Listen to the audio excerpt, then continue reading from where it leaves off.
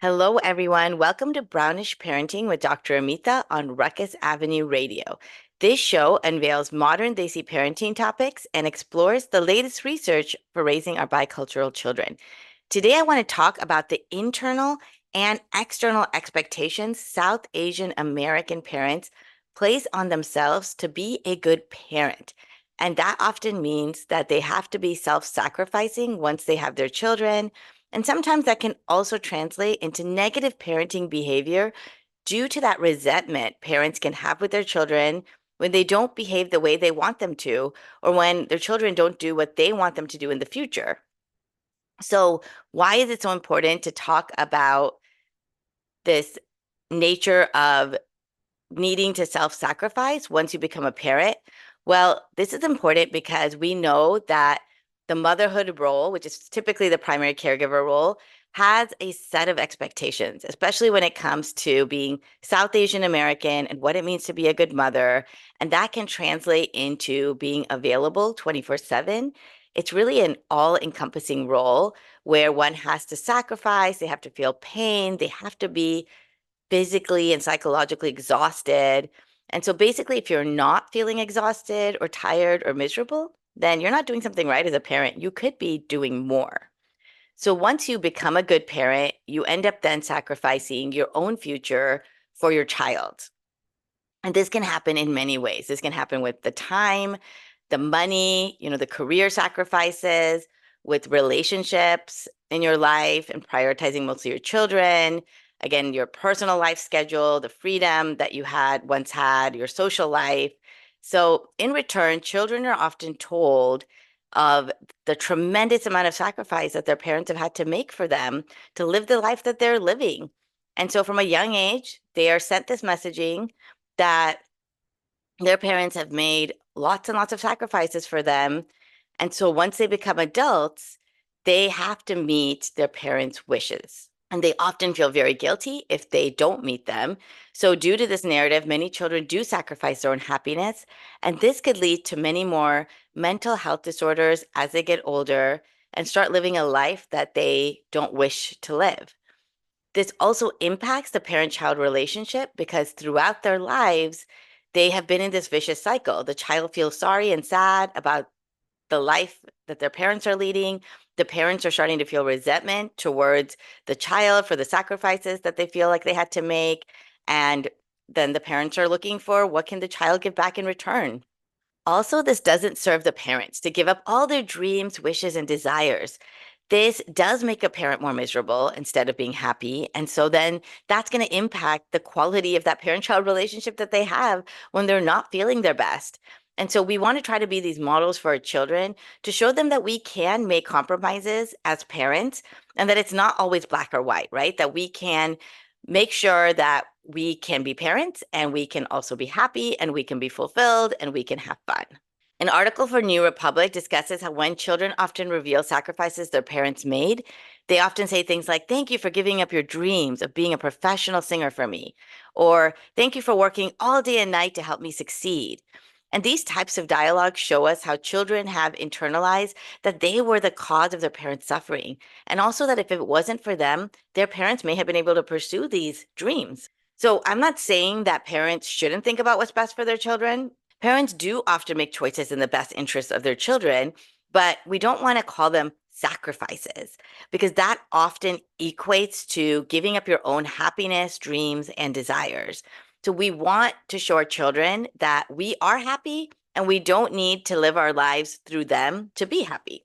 I want to change this narrative because we should want our kids to know that sometimes our needs may be before their needs, and other times we're going to put our kids first. But ultimately, by prioritizing that quality and happiness in both our lives, we're able to improve our relationship moving forward because parents can still pursue their own personal fulfillment while having kids. And so the New Republic article also puts forth that we just need to rephrase this conversation. So instead of parenting as sacrifice, let's call it conscious decision making or conscious compromise. And so we decided to have our children, right? So we get to decide how much this is going to reroute or derail our own pursuits. So those choices are going to be ours to own. and we don't want to put it on our children. So again, we may want to postpone some of our desires for when the kids are older, but other times we may choose just to prioritize ourselves. But these choices are going to center around the decisions we make in terms of what's in the best interest of our children or ourselves, but we're deciding that consciously. I also know that I'm a happier parent when I have more fun. I have more stories to share with them, and they're genuinely happy to see me after I go to a Bollywood workout or when I go out and meet my friends. They know I'm coming back. I'm going to be in a great mood. I usually have lots of stories to tell them. So, in this way, my children, I hope, are not internalizing this idea that mom's life is not so great right now because she's giving everything up for us. That's a lot of weight for children to hold on their shoulders, especially if they continue to get this message that as they get older, they're expected to give back something in return, which could ultimately be a major life decision for them, like their marriage partner or their careers. By living the life parents want, they're also showing children that it's fun to be a parent and we can still prioritize ourselves. And they're learning how to make these conscious compromises in their lives if they do decide to become a parent in the future. Let's pause for a break. And when we come back, we're going to meet our guest, Maryam, a parenting coach and the founder of Black and Brown Parenting. Welcome back to Brownish Parenting with Dr. Amita on Ruckus Avenue Radio. We left off talking about why it's important to talk about South Asian Americans and the parental self-sacrificing culture. We have our featured guest here who's going to help walk us through this conversation. And I'm so excited to introduce Maryam, who's a certified parenting coach and public speaker. She is the founder of Black and Brown Parenting. Maryam supports predominantly Black and Brown mothers to parent with love and create healthier cycles. She has been supporting Muslim mothers and the wider community for over 6 years. Maryam brings a wealth of knowledge and experience to her work, offering insights tailored to the unique needs of diverse families. So I want to thank you, Maryam, for being with us here today and sharing your insights with us. And so before we actually get into parenting, I wanted to just hear a little bit more about you, your upbringing and parent-child relationships at home. Okay, first of all, thank you so much for having me on. I'm so incredibly excited about just talking to you about all things, South Asian, that affects South Asian community and obviously parenting and the likes. So my name is Maryam. I am the eldest daughter of an immigrant household. Yeah. So like it's very, very important to add that in. I think there's something about being the eldest daughter. I'm a mom of 3 girls, and I'm actually a homeschooling mum.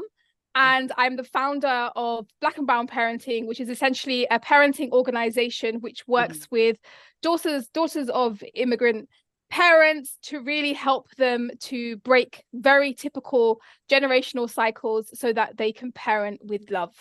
That's just me in a little bit of a nutshell. Oh, and I am a public speaker as well. Forgot to mention that bit. Yeah. So, and how did you get in? I guess, how did you get into this field? Okay, I always get asked this question, Yeah. and it was through my own struggles. Okay. A lot of my own struggles. I did the typical South Asian thing, finish GCSE. Also here in the UK, it's GCSEs and we have A levels and we go on to university.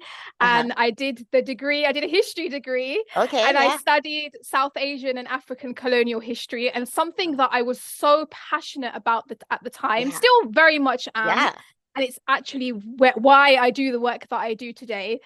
And interestingly enough, when I finished that degree, I very quickly met my husband and got married and had kids. You know, that typical kind of flow that happens. Yeah. And I thought, I don't know what I'm going to do with this degree anymore. And so I actually went into the field of education. So I'm not sure if the audience is aware of the term Montessori, but essentially it's an alternative form of education, which is very much child-led, very much focused on the child. So not so much just the academics, but the emotional and all the other very, very important things. And that just really opened my eyes to another way of, number one, raising children, but also just another world. It really, especially as a South Asian, really just it's such opened up innovative my mind. curriculum to have the child lead what they're doing in the classroom, right?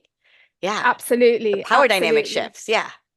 Completely. And it's I would say, as far as saying it's Hmm. probably the complete opposite of what I experienced growing up. And I'm sure the Yeah. audience could probably resonate with that as Uh-huh. well. Uh-huh. So, but I would say that when I became a mum, Yeah. it forced me to grow up. Hmm. I realized that I had a lot of growing up to do. And I don't just mean, physical growing up, but the Yeah. emotional. Emotional, yes. And there's a very specific moment Hmm. that I remember that was probably one of the biggest turning points for me as a person, Yeah. where I can still remember it now, where I was just sitting in my living room. Hmm. There was so much noise because I had two girls at the time, so much Yeah. noise. There was mess, there was clutter, and I picked up my phone as you do. Yeah. How old So were they? How old were the girls? they Uh-huh. were 3 Yes. and about less than a year old. Yes. The And I just most picked up my challenging time. Most challenging time for parents. Yes. Absolutely. And I just picked up my phone and it's really strange because I could see a reflection of myself, when you pick up Yeah. your phone.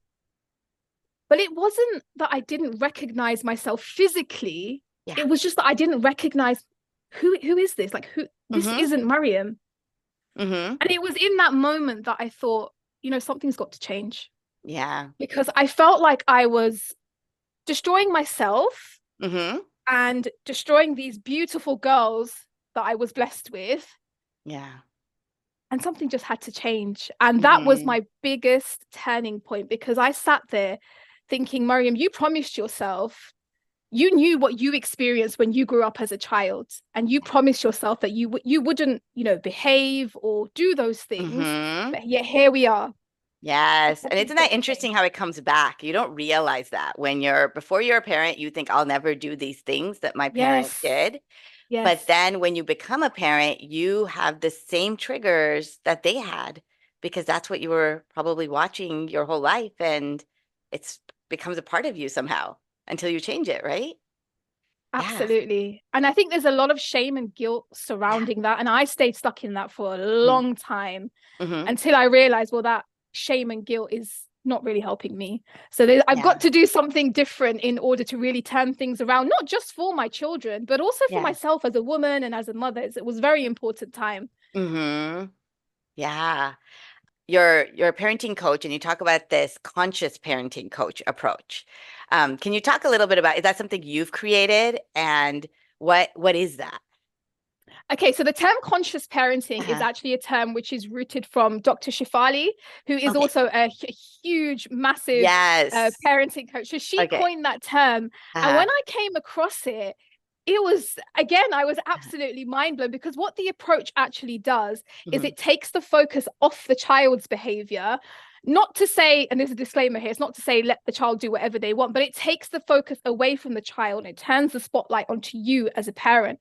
So Yeah. what the approach does is you're really focusing on your behavior as a parent, your Mhm. values, your beliefs, and your triggers. And essentially what it teaches is if you look inwards, then Yes. outwardly, naturally, your behavior is going to change. And naturally, you're going to see a reflection of that in your Mhm. children. And for me, I can say that's definitely been true. Yeah. I There were so many times, I think we all do it as parents, right? So Mhm. many times that we blame our kids for things when in reality it's got nothing to do with them at all. So I think Yeah. it's an approach that really invites you to swallow your ego as a parent, but it's a Uh-huh. beautiful approach. Yes. Okay. All right. And then can you tell me a little bit more about how you came up with that name, Black and Brown Parenting? I'm glad you asked that Yeah. question. So, Black and Brown Parenting is essentially a mesh of my expertise as a parenting coach, but then Hmm. also someone who has a degree in South Asian and African colonial history. But not only that, I am Yeah. in an interracial marriage. So, my husband is West African. So, it Wow. has been a very, Yeah. very interesting Uh-huh. um whirlwind of understanding two cultures which are very, very similar in Uh-huh. how we culturally bring up our children. So as much as I've been on that kind of unlearning growth journey, it's been absolutely the Yeah. same for my husband. And I'm sure we will have this conversation how for men it, for men typically it can feel that much harder Yeah. to grasp a different way of parenting. But Hmm. yeah, I'm glad you asked that question. Yeah. Okay. Awesome. So let's take a break. Welcome back to Brownish Parenting with Dr. Amita on Ruckus Avenue Radio. We're now going to take a look at South Asian American parents and specifically thinking more about motherhood and what words or phrases or expectations come to mind when you think of South Asian mothers and in the practice that you do with parents.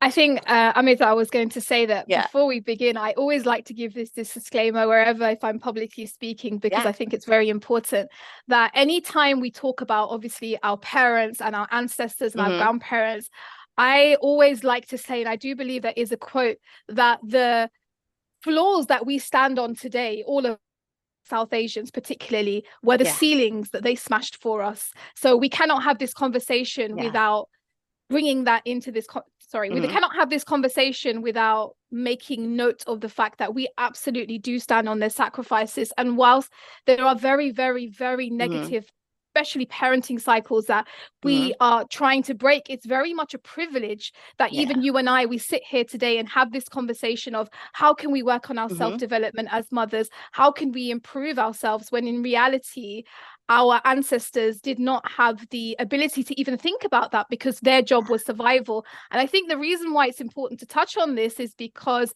we are going to talk about generational trauma and the Yeah. impact of that on parenting itself. So as much as we have inherited a lot of that, we Yeah. do stand in a place of great position. So to answer your Yeah. question, I would say in my mind, typically Mm-hmm. what comes to my mind when we think about South Asian and being a mother is a lot of self-sacrifice. It's Yeah. a lot of people pleasing. It's a lot of, Mm-hmm. you do the cooking and the cleaning. Not there's anything wrong with that, but you raise the kids and be everything for them and just don't Mm-hmm. think about yourself and just be perfect. I think there's a lot of perfection, Yeah. a lot of unrealistic standards and Mm-hmm. expectations. And I mean, there's something I found really interesting in just Yeah. from a professional and personal perspective was, although I and my clients are the same, we witnessed our mothers and our grandmothers and Yeah. female family members do this. And Mm-hmm. we probably looked at that and thought, I'm never going to be like that. I'm never Yeah. going to do that. But a Mm-hmm. lot of us initially, when we became mothers, that's what we did. And it wasn't because we were just mimicking it. It was Mm-hmm. actually because we didn't realize, I definitely didn't realize that I had internalized a lot of the cultural standards that I was judging myself by. So I'll give you an example Yeah. what I'm talking about. Mm-hmm. So say, for example, I used to really guilt shame myself, Mm-hmm. like if I hadn't cooked a fresh meal one day, Yeah. Mm-hmm. Yeah. right? Yeah. And even what I remember one of my clients saying to me, she goes, Maryam, I ordered takeaway 2 days in a row. And that for me is breaking Mm-hmm. generational cycles because at Yeah. home that never would have happened. Yes. Yes. So true. And I think like as you were talking about just like this idea of this perfect mother and like, you automatically need to, feel this bliss when you become a mother and be perfect. I'm just thinking about all the mothers that go through postpartum depression and the guilt that they feel with not feeling that way towards their child or not feeling and that conflict that comes up there. So that is Absolutely. really tough. Yeah. And so when I think about, yeah, what you were talking about, right? Our grandparents, the ancestors, and they basically were surviving. And Yes. and now we're at a point where we can now think back and reflect on those parenting styles Yes. and whether it is or is not working or was not working for us. So what are some things that when you look back and you think about like what are some changes that in contemporary times we may need to make? I think before I start, I want to say Yeah. that the first step is always to question. Yeah. So give yourself permission to question your Hmm. upbringing. And Yeah. when you're questioning, you're not questioning from a place of, oh my God, that was just so horrible and they did absolutely everything wrong. This is not true because we can take Yeah. the good. Hmm. But the things that are negative, we're looking at them from a critical angle because we want to strengthen the next generation, right? And Yeah. we don't want them to Yeah. experience what we did. So I Yeah. would say the number one thing that comes to my mind is just the hitting and yelling and the Yeah. shouting. And it's Yes. really interesting that when I say hitting, and this is one of the reasons why I founded Black and Brown Mm-hmm. Parenting, is like, Amita, like, I'm sure that you can resonate with this and everyone Mm-hmm. listening is when I say hitting in the South Asian community, nobody flinches. It's like, Mm-hmm. we Yeah. joke about it, right? Yeah. It's if Yeah. you look at the comedy in the South Asian Mm-hmm. space, we joke about. I'm very guilty of doing that, by the way. But Mm-hmm. it's funny, but it's not funny. In reality, if Yeah. you look at it Mm-hmm. seriously, it's not Yeah. funny. Yeah. So I think one of the major cycles is, hitting our children and shouting and screaming at them in order for them to respect us or obey us. And I'm using, you can probably Yes. see, I'm using this on purpose because Mm-hmm. the culture of respect is very huge in South It Asian is. communities, Yeah. especially towards our elders and our parents. Mm-hmm. And I'm not saying that's a bad thing. Like, of course, children should respect, but respect is two ways. Yeah. Respect is two ways. And actually, I would say that actually, if our children are displaying behaviors which are disrespectful, Yeah. perhaps they've learned that from somewhere. And that Mm-hmm. I know sometimes that's quite difficult to hear, especially as a Yeah. parent. I know it was very difficult for me. Mm-hmm. So that's the number one thing that I would definitely Yeah. say that I'm sure all of us are working really hard to break. And obviously that involves looking at what our triggers are.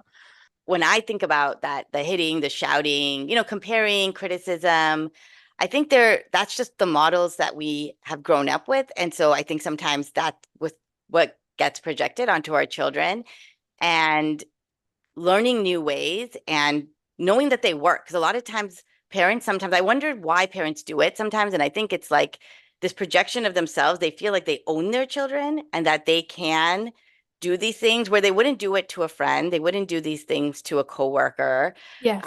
But somehow it happens and it's not just physical abuse, but again, like that emotional abuse, like making Yes. children feel like they're not good enough, that they're commonly told that that they're not worthy or something like that.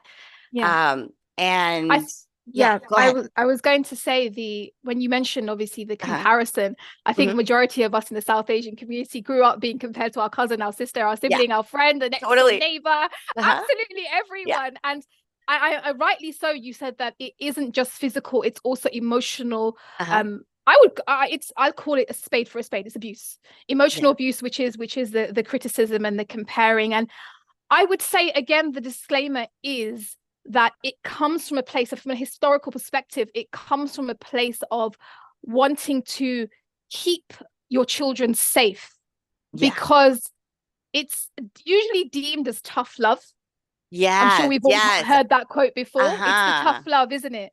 Yeah. So it's, I must protect you from the outside world. But in reality, if you're breaking down your children inside your home, what hope do they have when they go into the big bad world? When really we should be building Yeah. them up so they have the Mm-hmm. self-esteem, the self-confidence that they can go out there. And I think, Amit, another thing that you just said Uh-huh. was really important. You said, I forgot what you said now. You said that, does it work?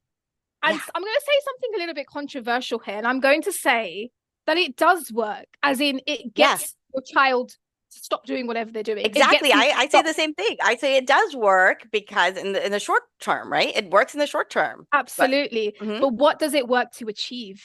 Uh-huh. So, of course, we want those beautiful relationships with our children, not Yeah. just now, but when they're teens and they're young adults, and when they actually have a choice of whether they Yeah. want to spend time with Time with us or yeah. not. Yeah.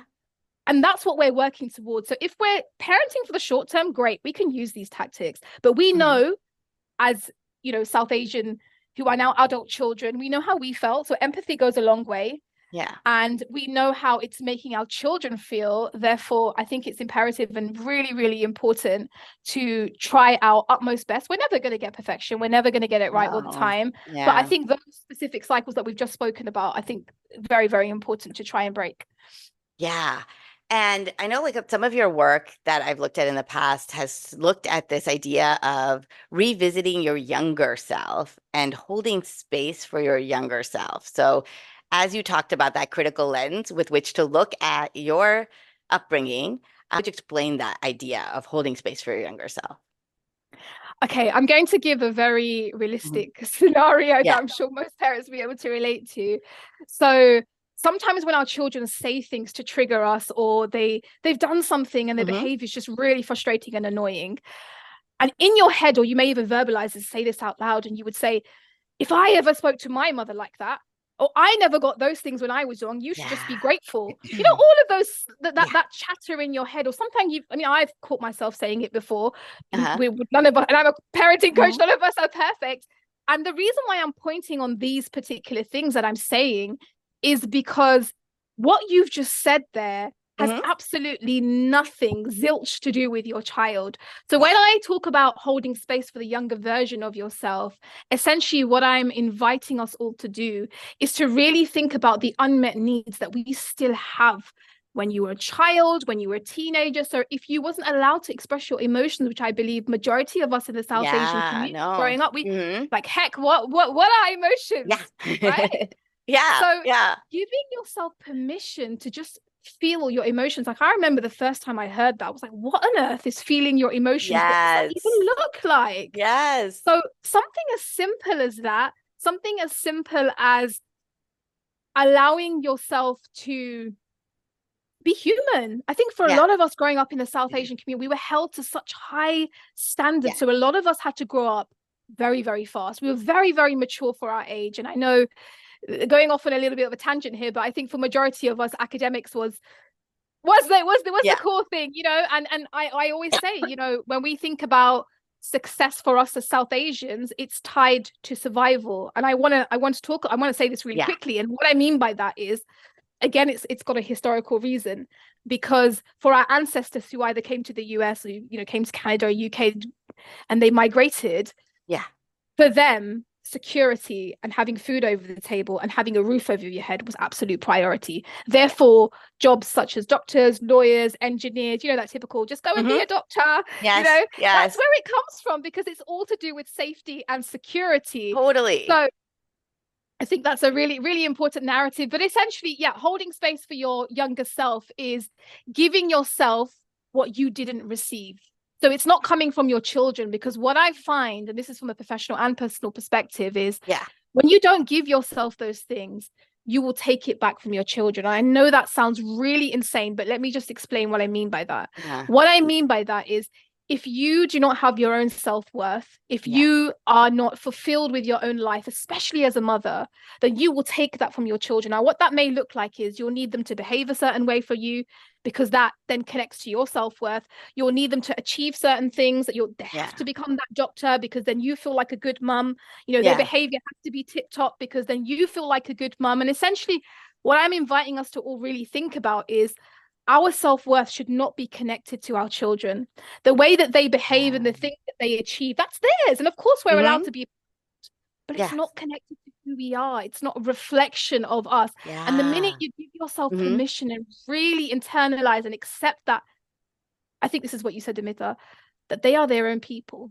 And we are also our own people. That's when you can flourish and thrive as a mother and as a woman. And that's when they have the permission to do absolutely the same. And I think for us South Asians, that is huge. That is absolutely huge. And just how you're talking about, like, they're like, you're using your hands, which you know, my audience won't see, but it's like so important that you have both your hands up, and it's like, you know, you are your person, they are their person. But what happens is we're all like intertwined in the South Asian culture. And even when you think about like tiger parenting and Asian American parenting, like these parents get their self-worth, self-esteem from their children achieving, from their children doing certain things. So we are going to take a break. And when we come back, we will talk a little bit more about your concept of mom rage and what that looks like. Welcome back. We're listening to Brownish Parenting with Dr. Amita on Ruckus Avenue Radio. We're now going to talk to Maryam a little bit more about this concept that she calls mom rage. And if you could define it, tell us what it is, when it shows up, how it shows up. Okay, I've actually been thinking about mom rage and why we actually call it mom rage, but we'll talk about it. So mom rage, essentially, I would say the easiest way to describe is those emotional explosions that we have that just feel so dramatic afterwards when you think about it. And actually, I would go as far as saying, me too. I would go as far as saying that it's actually sometimes a little bit of our own version of our adult tantrum, if that makes sense. But, and I'm not saying that to make us feel shameful of it, because there's many different reasons why we feel that rage. Yeah. And those reasons are absolutely valid. Mm-hmm. You know, from being touched out, from having no support, from being sleep deprived. I was literally Yeah. saying just the other day to a friend that sleep deprivation is a form of torture. It Mm-hmm. really is. It is. And Mm-hmm. the roles and responsibilities that we have, I would say, especially in the sort of modern day, where mothers not only are working inside the home, but are also now expected to work outside the home and Yeah. deal with chores and responsibilities and the kids. And it's just a lot. Yeah, And they have like second shifts, third shifts, fourth shifts. Yeah. absolutely. And I just think that I don't want any mother, because this is how I felt. I thought Mm-hmm. there was something wrong with me, that I Yeah. was just this angry monster every time I was screaming and shouting, not realizing that I had so many unmet needs that I didn't even know existed, that I Yeah. hadn't tended to. And Mm-hmm. so essentially, what I would love invite us all to think about is mum rage is something that we can, I wouldn't go as far as saying make peace with, but essentially just get curious about, because it's Uh-huh. telling us something. And as a parenting coach, I always say to parents that with children, we say that all forms of behavior is communication. It's the Yeah. same for us. It's the same for us as mothers. We don't just wake up one day and say, well, I'm just going to shout and scream at everyone. Yeah. It bubbles underneath the surface and it Mm-hmm. comes out when we don't deal with it, or we don't even investigate Yeah. what's causing us to be feel so angry. And something that I hear a lot from mothers is when we ask each other, like, how are you? Mm-hmm. And we'll say, yeah, I'm fine. I'm just tired.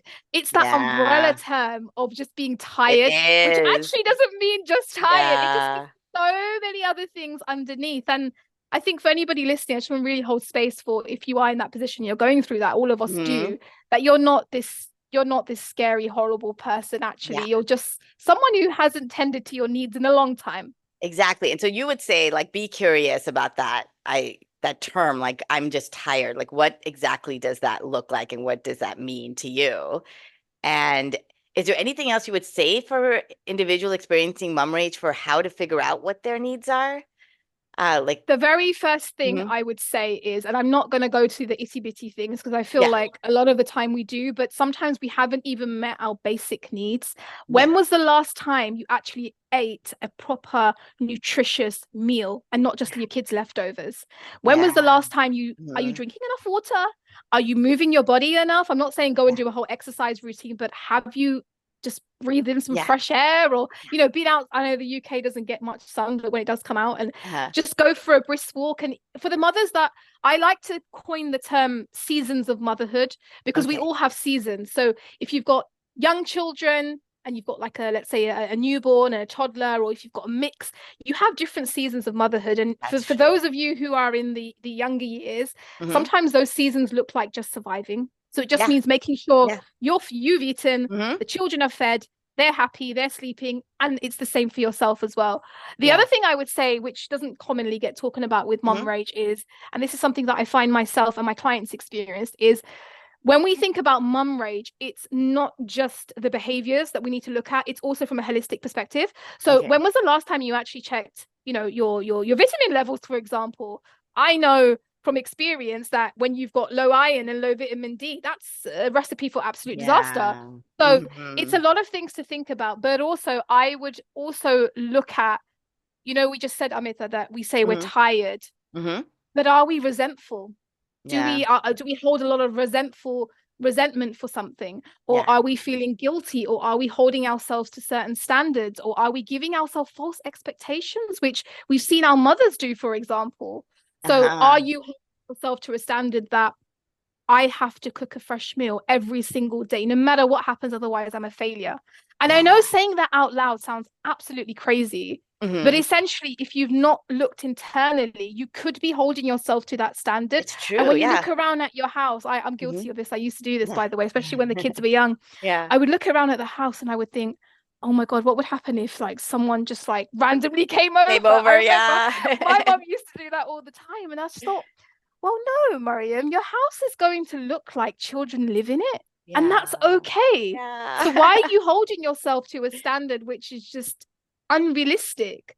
So I would say look Exactly. at the expectations, look at the standards you're holding yourself to, meet your Mhm. basic human needs Yeah. first, Yeah. and then look at where you're holding on to resentment. And where you're holding on to resentment, maybe you need to have some uncomfortable conversations with your husband or your partner, for example. Yeah. Maybe you need to ask for help. And I Mm-hmm. know that's quite difficult for us as South Asians, but ask for help because you Yeah. don't need to suffer and do it alone. I know, bless our mothers and our grandmothers, they did a lot alone. Yeah. And Yeah. we see the repercussions of that not only in their physical health, but their Mm-hmm. emotional health and their general well-being. And if we truly want to break the cycle, then we've got to do things differently, which always is a little bit uncomfortable. But those are the three main things that I would definitely say. Yeah. Oh, that was great. And I love this idea of the seasons because I could definitely see myself as I go through the seasons. And I have some older children now. But when I was, in the beginning stages, like you were saying, getting those basic needs, making sure, thinking through your physical health, also mentally, but also socially, I was thinking about just auditing where some of these standards are coming from, whether it's your social circle and whether it's friends that maybe have all their children in all these competitive activities and maybe your children aren't, and thinking through, because South Asians, again, we're naturally Yeah. comparing ourselves to others. So when you do like really come down to your values and what your needs are and how you want to raise your family, then maybe it doesn't, you're able to hold strong to your values, beliefs, desires, all of those things. When you think about also this idea of, we talked about holding space for yourself, you also talk about reparenting. So what does reparenting yourself look like? Reparenting is essentially to become the parent that you didn't have. Yeah. So number one, it's accepting, and this is getting really deep, but what Hmm. number one, it's accepting the fact that maybe your parents do not have the capacity to give you what you need Yeah. because they can't give it to themselves. Hmm. And Yeah. for that, for me and my clients, I think is a massive shift. It's a massive game changer because I guess, let me give you an example. So for a lot of us growing up, we never received an apology, like, well, the verbal Yeah. apology Yeah. anyway, for Hmm. perhaps mistakes they made. And I think in a lot of perhaps Western spaces, which aren't very South Asian orientated, Yeah. it's very much, confront your parents and have that conversation Yeah. It's about so with them. true. And it's for a lot of us, we can't have that conversation. And Yeah. it probably wouldn't be right to do so. I know I definitely couldn't, right? So it's Yeah. making peace with the fact that, okay, well, I'm never going to get that apology. And maybe they Uh-huh. have their own way of apologizing. I know for a lot of us, it could be just cutting up some fruit and calling us down to come and eat. Yeah. Those Yeah, small through food. Yeah. and just recognizing those things. Uh-huh. But then also, once you accept that they can't give you what you Hmm. need today as an adult, then give that to yourself. So that might look like, for example, the way that you celebrate and appreciate your own achievements. Yeah. Because if you, I'm going to give another story here because I think it's Hmm. so relevant. So I last year I featured in a mainstream magazine here in the UK, and I said Yeah. to my dad, I said to him, Dad, can you go and buy those copies from such and such store? And bless him, he went Yeah. out and he Uh-huh. bought 10 copies. And Ah. I live further away from my parents, so I Hmm. went to visit them that weekend. Yeah. And he was sat on the sofa and he was just reading the magazine. I could tell that he was reading the Yeah. pages where I was interviewed, and he didn't say anything. He didn't say anything, and he just closed the magazine. And I said to him, Dad, what did you think? And he goes, Hmm. yeah. He just said, yeah, it's good. I said, is that it? And he goes, oh yeah, it was Yeah. good. And that for me Yeah. was Yeah. enough. That Uh-huh. was enough, And I think a long time ago, I probably would have felt really maybe upset about it. Why didn't he say anything else? And why didn't he Yeah. celebrate me? And why didn't he? Yeah. And I think it's a process, of course. So It anyone who's is. listening, think, oh gosh, that's like what is that about? Like I get it because I Uh-huh. would have felt a lot of Uh-huh. other emotions if I hadn't Yeah. kind of been on this journey. But Hmm. back to your question about reparenting. So I like to give a lot of my own examples. So, for example, for me, it looked like a lot of self-love, a Yeah. lot of That's self-love great. in the way that I spoke to myself, because I noticed that I had a very sort of critical way of speaking to myself if I made Hmm. mistakes Yeah. or if something didn't go right. And as a parent, what I noticed is the way that you speak to yourself Hmm. is essentially what comes out with your children. So a question Yeah. that I get a lot is, Maryam, how do I become this, kinder, a Hmm. little bit more sort of gentler parent? How do I do that? And I always say it's Yeah. within yourself, because That's whatever's true. inside Uh-huh. you going to come out. And Yeah. that's where the conscious parenting really comes in.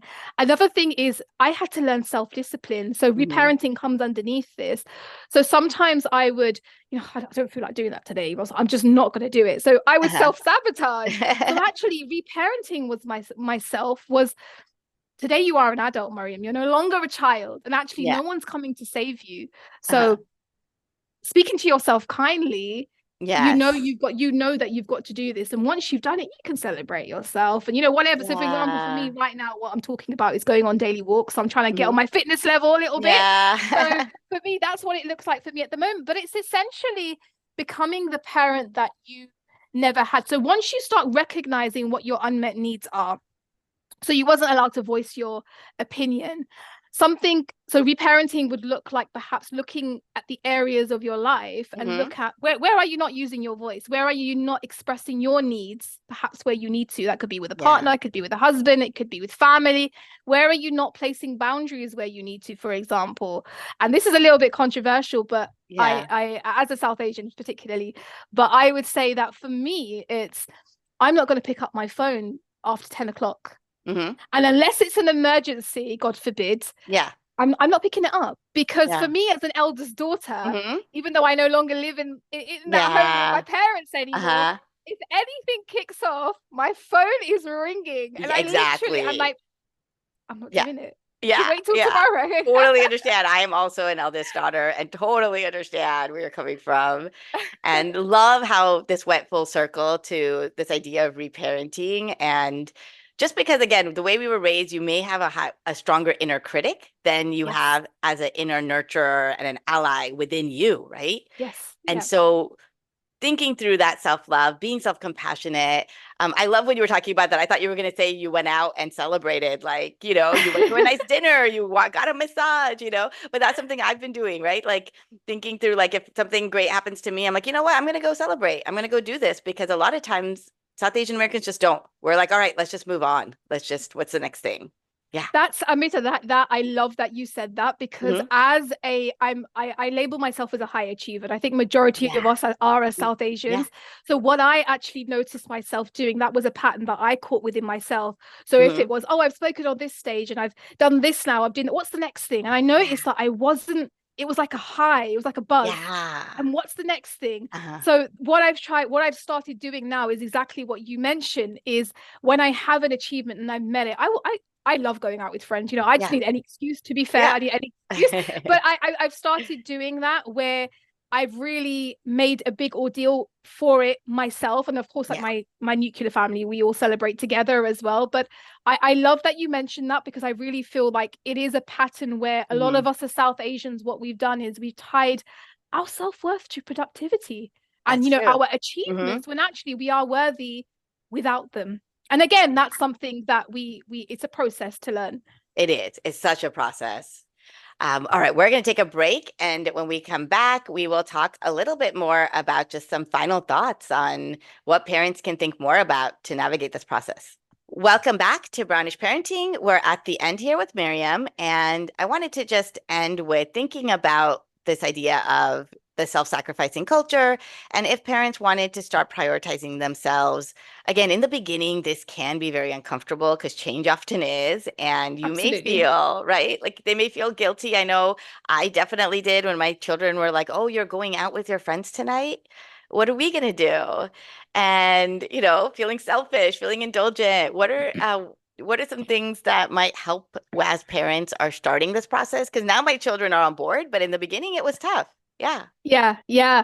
I think number one, actually, before I start, Mitha, what you said about your children saying, "Oh, mommy, where are you going?" And like my two elder girls, they're tweens now, so they totally get it. And I think it's very normal once you begin to feel like you're being very self-centered and very selfish, because it's probably not something that you've seen before. But something I would invite us all to really think about is abandoning yourself, because essentially that's what it is. It's not serving anyone. And when you abandon yourself, you are not the only one who pays the price. It's also your children, because that's where a lot of the rage comes from, because you feel like you've sacrificed pretty much all of you for the sake of the children. but essentially they never asked you to do that, so you can't blame them really. So the Yeah. first thing I would say is give yourself permission to Hmm. accept that you are human. Yeah. You're human. So you have social needs, emotional needs, physical needs, whatever. Yeah. You have those needs and they're there for a reason. And Hmm. if you ignore them, which I believe majority of us as South Asians do in the beginning, they will start off as whispers and then Yeah. they will scream. That's And then true. Hmm. that's it. So I would love for more of us as South Asians to just not get to that point. I would love Uh, for more of us to just have that foundation of I'm human. yeah. Secondly, I would say is release yourself from this need to be perfect. Yeah. Something that I see a lot in our community within parenting Hmm. is because we've had negative experience growing up in South Asian households. We are Yeah. so desperate Hmm. not to impose that on our children. So Yeah. we're so dedicated to breaking these cycles. But essentially, what then happens is we parent from a place of perfection, That's and we can't true. do that. So Yeah. when you're doing this perfectionist parenting, because you're like, oh my God, I don't want to mess my kids up. I never want them to feel what I do. I Yeah. just want you to think about this one thing. Hmm. And this is not easy to accept, but you've probably already done something that your children are going to have to heal from. And I know Hmm. I have. Yeah. You've Yeah. probably already done something that your Hmm. children may have to go to therapy for.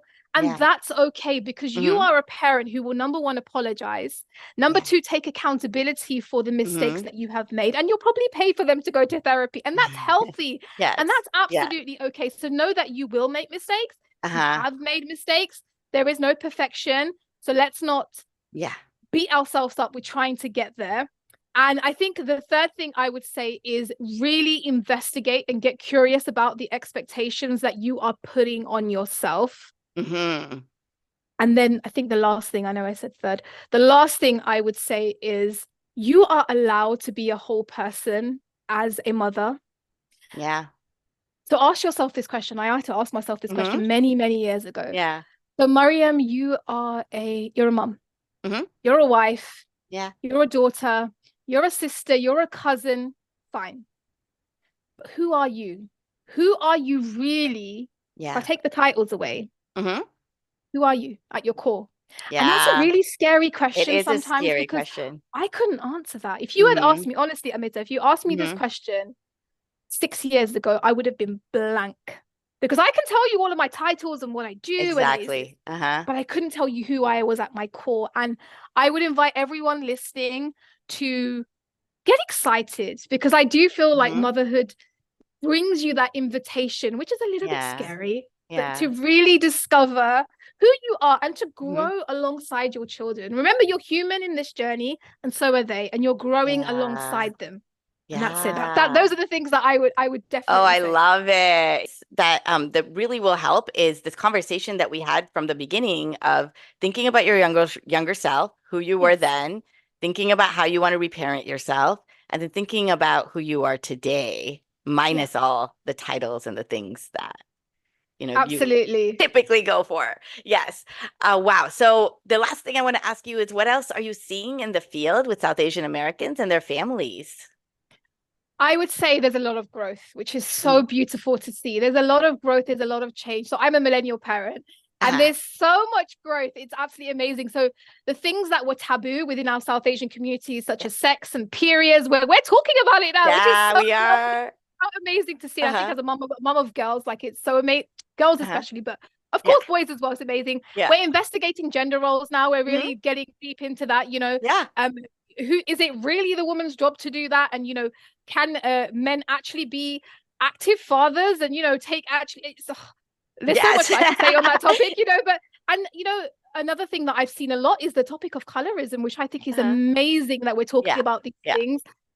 It's absolutely great. So I think all in all, I would say there's a lot of movement in us Hmm. as parents and how we're parenting the next generation. But not only that, I do believe that the youth and those topics that I've just mentioned, Yeah. there's a lot of change, and it's exciting.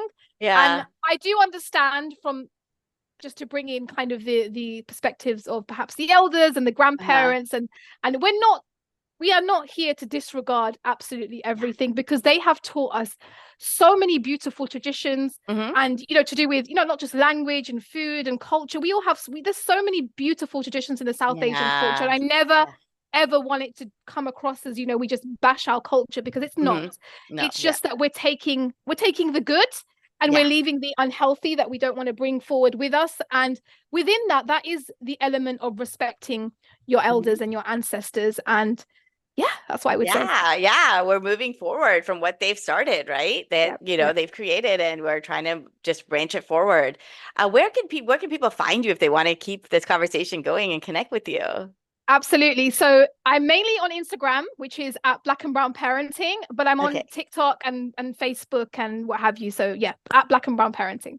Awesome. Thank you so much for helping us change this narrative of, growing up in a Black and brown household. That's exactly what this podcast is about. Brownish parenting has been about that. We have had episodes on sex education, gender socialization, many of the topics that you mentioned.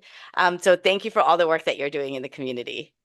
Thank you, Amita. Thank you Yeah. for having me. I've really enjoyed this conversation.